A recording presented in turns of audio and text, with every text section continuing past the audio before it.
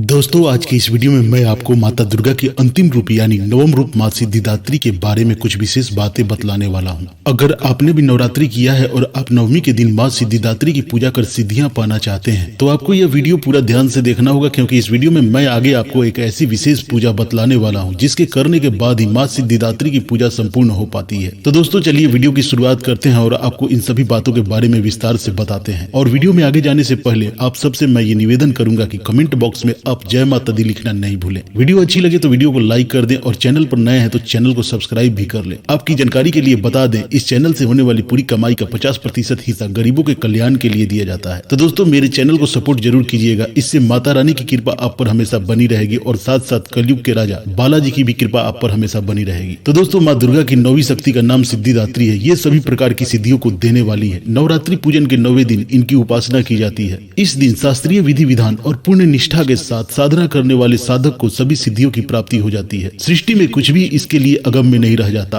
ब्रह्मांड पर पूर्ण विजय प्राप्त करने की सामर्थ्य उसमें आ जाती है। मार्कंडेय पुराण के अनुसार अणिमा, महिमा, गरिमा, लघिमा, प्राप्ति, प्राकाम्य, इसित्व और वासित्व ये 8 सिद्धियां होती हैं। ब्रह्मा वैद्य पुराण के श्री कृष्ण जन्म खंड में यह संख्या 18 बताई गई है। इनके नाम इस प्रकार है: अणिमा, लघिमा, प्राप्ति, प्राकाम्य, महिमा, इसित्व, वासित्व, सर्व कामायवसायिता, सर्वज्ञत्व, दूरश्रवण, प्रकाय प्रवेशन, वाक सिद्धि, कल्प वृक्षत्व, सृष्टि, संहार करण सामर्थ्य, अमरत्व, सर्व न्यायकत्व, भावना और सिद्धि। माँ सिद्धिदात्री भक्तों और साधकों को ये सभी सिद्धियां प्रदान करने में समर्थ है। देवी पुराण के अनुसार भगवान शिव ने इनकी कृपा से ही इन सिद्धियों को प्राप्त किया था। इनके अनुकंपा से ही भगवान शिव का आधा शरीर देवी का हुआ था। इसी कारण वे लोक में अर्धनारीश्वर नाम से प्रसिद्ध हुए। माँ सिद्धिदात्री 4 भुजाओं वाली है। इनका वाहन सिंह है। ये कमल पुष्प पर भी आसीन होती है। इनकी दाहिनी तरफ के नीचे वाले हाथ में कमल पुष्प है। प्रत्येक मनुष्य का यह कर्तव्य है कि वह माँ सिद्धिदात्री की कृपा प्राप्त करने का निरंतर प्रयत्न करे, उनकी आराधना की ओर अग्रसर हो। इनकी कृपा से अनंत दुख रूप संसार से निर्लिप्त रहकर सारे सुखों का भोग करता हुआ वह मोक्ष को प्राप्त कर सकता है।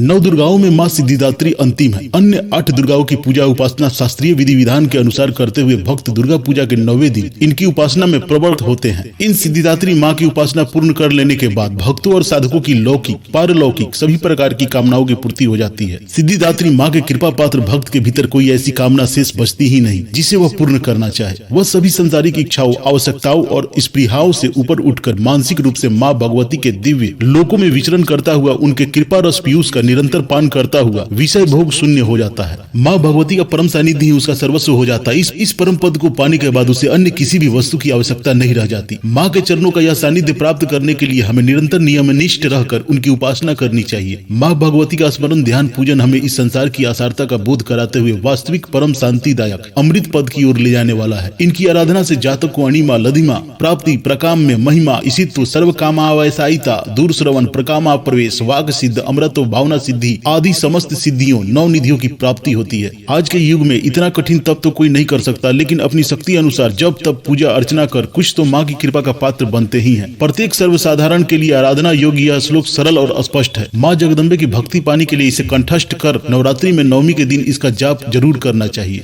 मंत्र इस प्रकार है: या देवी सर्वभूतेषु माँ सिद्धिदात्री रूपेण संस्थिता, नमस्तस्यै नमस्तस्यै नमस्तस्यै नमो नमः। तो दोस्तों माँ की स्वरूप का वर्णन और उनकी आराधना से मिलने वाले फल के बारे में मैंने आपको बता दिया। अब मैं इस वीडियो में आपको बताऊंगा कि माँ की पूजा कैसे करनी है और किस प्रकार से करनी है, ताकि आपको माँ सिद्धिदात्री की पूजा से सिद्धियों की प्राप्ति हो सके। और इस वीडियो में मैं यह भी बताऊंगा कि किस भगवान की पूजा के बिना माँ सिद्धिदात्री की पूजा संपूर्ण नहीं हो पाती। तो वीडियो पूरा देखिएगा और वीडियो को ध्यान से देखिएगा। और दोस्तों कमेंट बॉक्स में जय माता दी लिखना नहीं भूलिएगा। 9वीं के दिन प्रातः काल उठकर स्नान आदि कर साफ वस्त्र धारण करे। सर्वप्रथम कलश देव और विघ्नहर्ता भगवान गणेश की पूजा करे। लकड़ी की चौकी बिछाकर माता की प्रतिमा स्थापित करे। यदि आपके पास माँ सिद्धिदात्री की प्रतिमा ना हो तो माँ दुर्गा की पूजा करे। माँ सिद्धिदात्री देवी भगवती का ही स्वरूप है। धूप दीप प्रज्वलित कर माता को लाल रंग का जोड़ा पुष्प, अक्षत, नारियल और चुन्नी चढ़ाए। अब माता के मंत्रों का जाप कर माँ सिद्धिदात्री के व्रत कथा का पाठ करे और आरती करे। और इन सब के साथ ध्यान रहे, महानवमी की पूजा मर्यादा पुरुषोत्तम भगवान राम की पूजा के बिना संपूर्ण नहीं मानी जाती है। देवी भागवत में भगवान श्री रामचंद्र जी द्वारा किए गए शारदीय नवरात्र के व्रत और शक्ति पूजन का विस्तृत वर्णन मिलता है। इसके अनुसार श्री राम की शक्ति पूजा संपन्न होते ही जगदम्बा प्रकट हो गई थी। शारदीय नवरात्र के